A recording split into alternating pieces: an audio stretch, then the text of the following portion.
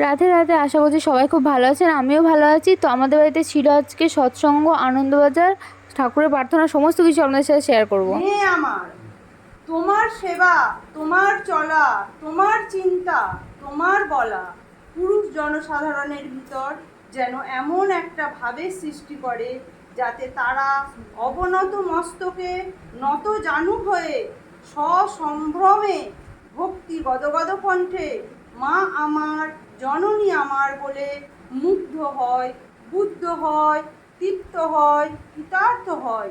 তবে তুমি মেয়ে শ্রী অনুকূল রূপটি ধরে ওগো ধারি বংশীহারি, নদের চাঁদ তুমি গৌর হরি, ওগো ধনুকধারী বংশীহারি, নদের চাঁদ তুমি গৌর হরি, শ্রীরাম কৃষ্ণ রূপ ধরি ধরে নিয়ে যত চলছি ফেরে সতে টানে ভাঙবে তরির মতো, তোমার দয়ায় পাই যেন গো কুলেতে কুল।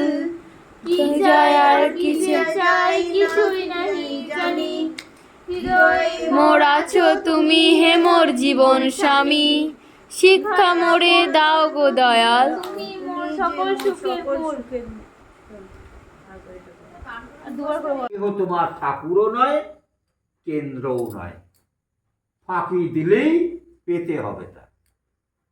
তুমি যদি ফাঁকি দাও সেটাই তোমার কাছে ফিরে আসে। তোমার ঠাকুরত্ব না জাগলে, তোমার মধ্যে তোমার ঠাকুরত্বকে, ঠাকুরকে জাগাতে হবে। ঠাকুর বললেন তোমাকে ঠাকুর হতে হবে। কিরকম করে হব না, যে যে গুণগুলো থাকলে ঠাকুর ঠাকুর ঠাকুর হয়েছে, সেই সেই গুণগুলো নিজের মধ্যে রপ্ত করতে হবে। হ্যাঁ, ঠাকুর আমাদের জপ ধ্যান করবার জন্য একটা নাম দিয়েছেন, দিয়েছেন তো শব্দ, একটা শব্দ কানে কানে ঋত্বিরা দিয়ে গেছে। ওটাকে কি বলি? বীজ নাম বা বীজ মন্ত্র।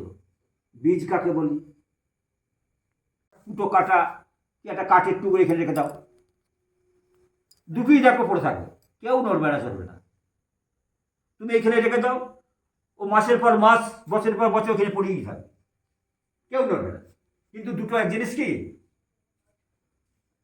না, এই সবকটাই তুমি মাটিতে পুঁতে দাও, যেটা বীজ তা থেকে গাছ বেরিয়ে যাবে, আর ওটা থেকে বেরোবে ঘুমন্ত প্রাণ, বীজ।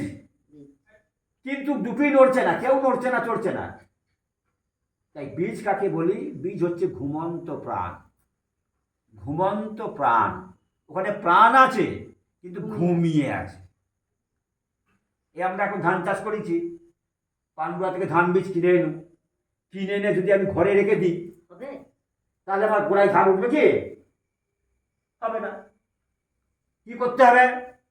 ওই ঘুমলে হবে না, ঘুমটাকে ভাঙাতে হবে।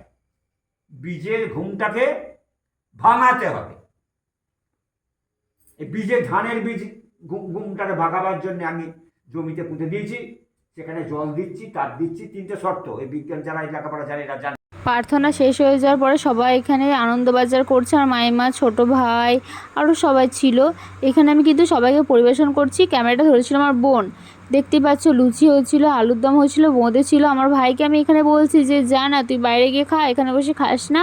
তো শুনছে না, মানা এখানেই বসে খাবে। এত বদমাইশ, কি আর বলবো। দেখতেই পাচ্ছ ওখানে আমি এখানে বলছি যা যা বাইরে যা, শুনছেই না আমার কথা। আমার মা, আমার মাইমা, আমার বড় মামা সবাই এখানে ছিল, লুচি খাচ্ছিল সবাই এখানে। প্রতিদিন ওদের স্প্রাইট খাওয়া চাই, তো সব শেষে স্প্রাইট তো বানতি হে থামস আপ। তো চলো, থামস আপ খাচ্ছে। তোমরা ভিডিওটা লাইক সাবস্ক্রাইব করতে ভুলো না বন্ধুরা।